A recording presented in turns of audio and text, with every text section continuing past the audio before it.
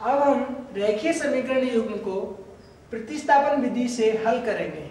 देखिए, आपको रेखीय समीकरण युग्म दे रखा होगा, उसको 3 विधियों से हल किया जा सकता है। ये पहली है प्रतिस्थापन, दूसरी विलोपन और तीसरी वज्र गुणन विधि। इसमें सबसे पहली जो विधि है वह प्रतिस्थापन विधि है। इस विधि से हम x और y के ऐसे मान निकालते हैं जो इन दोनों समीकरणों को सेटिस्फाई करें। इसके ऐसा एक ही मान प्राप्त होगा आपको। और उसके लिए हम स्टार्ट करते हैं। सबसे पहले हम सभी जो आपको पहला समीकरण दे रखा हो वहां से x या y किसी भी एक का मान निकालिए दूसरे की टर्म्स में। तो आपने अगर x का मान निकाल रहे हो इधर से, तो y की टर्म्स में आप उसका मान निकाल लीजिए। अगर आप y का मान निकाल रहे हो तो आप x की टर्म्स में उसका मान निकालिए। सबसे पहले हमने x का मान निकालना चाहते हैं, तो हमने निकाला समीकरण फर्स्ट से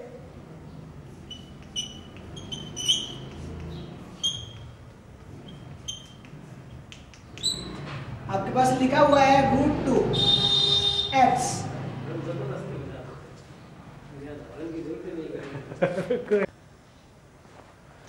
अब हम यहाँ से जो समीकरण पहला है आपका फर्स्ट जो समीकरण है उससे x और y किसी का भी एक का मान निकालेंगे। हमने जैसे x का मान निकाला तो हम इस जो आपका लिखा हुआ है हम लेंगे समीकरण 1 से। आपने लिखा समीकरण 1 से जो आपका x का मान है वो निकालना है आपको, तो आपने √2x को एक साइड रहने दिया। √2x बराबर का चिन्ह है, बराबर 0 लिखा हुआ है यहाँ पे, तो उसे लिखा नहीं हमने, शो करना जरूर नहीं होता 0 को। उसके बाद √3y को लेफ्ट हैंड साइड से जब राइट हैंड साइड में पक्षांतरण करते हैं तो उसका चिन्ह बदलेगा, तो आपके पास आएगा -√3y। आपको तो x का मान निकालना है, तो आपने x का मान निकाला। x बराबर √2 क्या है, उसके मल्टीप्लाई में है, तो आप उसे पक्षांतरण करेंगे राइट हैंड साइड में, या आप उसे राइट हैंड साइड में भेजेंगे तो वो यहाँ मल्टीप्लाई में तो कहाँ जाएगा, डिवाइड में जाएगा। तो आपने किया -√3y अपॉन √2 इसके अपॉन में चला गया। तो आपको x का क्या मान प्राप्त हुआ, ये आपका x का मान। अब जो आपको ये जो x का मान प्राप्त हुआ है इस मान को हम समीकरण 2 में रखेंगे। तो आप रखेंगे x का मान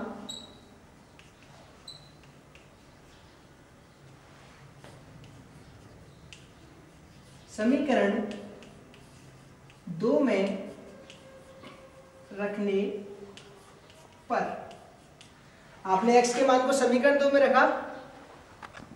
अब हमने x का जो मान है समीकरण 2 में रखा। समीकरण 2 आपका ये है, यहाँ पर जो x है इस x की जगह हम ये मान रखेंगे।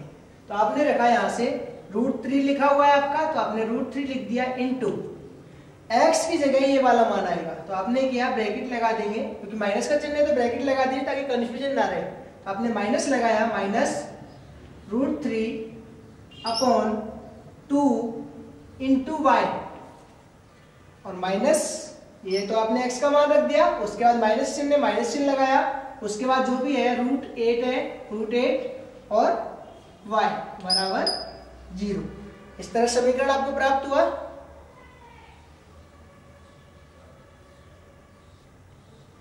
ये आपको समीकरण प्राप्त हुआ।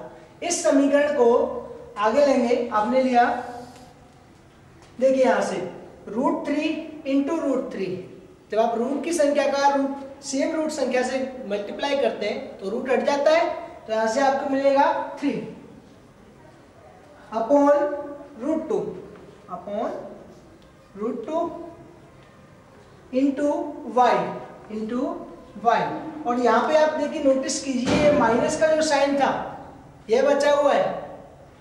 इस माइनस के साइन को यहाँ प्लस का साइन होगा, माइनस इंटू प्लस माइनस, तो यहाँ आएगा माइनस आएगा माइनस, और उसके बाद माइनस के √8 इंटू वाई बचा हुआ है, इसे लिखेंगे √8 इंटू वाई इक्वल टू 0। अब ये जो समीकरण है आपका वह y की टर्म्स में हो गया। तो आपने क्या यहां से आपको क्या करना है, या तो आप इस रूट को सॉल्व कर लीजिए, या फिर यहां से y कॉमन आ रहा है तो y कॉमन ले लीजिए। आपने y को कॉमन ले लिया, y कॉमन आया तो यहां से क्या बचा, -3 upon √2 minus √8 equal to 0। y common आ गया तो ये संख्या बची, यहां से y कॉमन ले चुके आप तो माइनस √8 बचा इक्वल टू 0। आपको तो y का वैल्यू निकालनी है, तो ये जो संख्या है y के मल्टीप्लाई में है। अगर मैं इसे पक्षांतरण करता हूं तो कहां जाएगा, उसके डिवाइड में चला जाएगा। तो आप इसे करोगे y इक्वल टू 0 के अपॉन में कोई भी संख्या आप डिवाइड करते हैं, ये जो संख्या है आपकी माइनस के 3/√2 माइनस √8, इस संख्या से डिवाइड करोगे।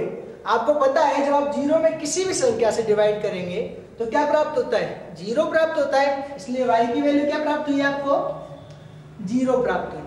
ये जो y की वैल्यू आपको प्राप्त हुई है, इस वैल्यू को यहाँ पर जो आपने x का मान y के टर्म्स में निकाला था वहां पुट कीजिए। तो आप रखेंगे y का मान, इसे आप समीकरण नंबर 3 दे दीजिए। समीकरण 3 में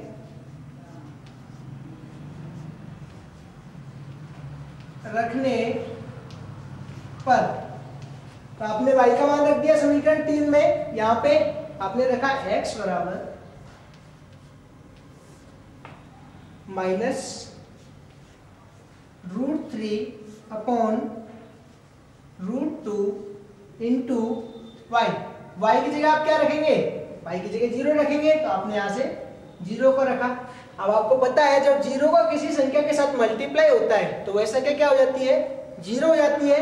तो x बराबर क्या प्राप्त होगा आपको, 0। इस तरह से हमने x और y दोनों के ऐसे मान निकाले हैं जो इन दोनों समीकरण युग्मों को संतुष्ट करते हैं। तो x बराबर भी 0 और y बराबर भी 0। इस तरह से हम प्रतिस्थापन विधि का प्रयोग करते हुए रेखीय समीकरण युग्म का हल प्राप्त करते हैं।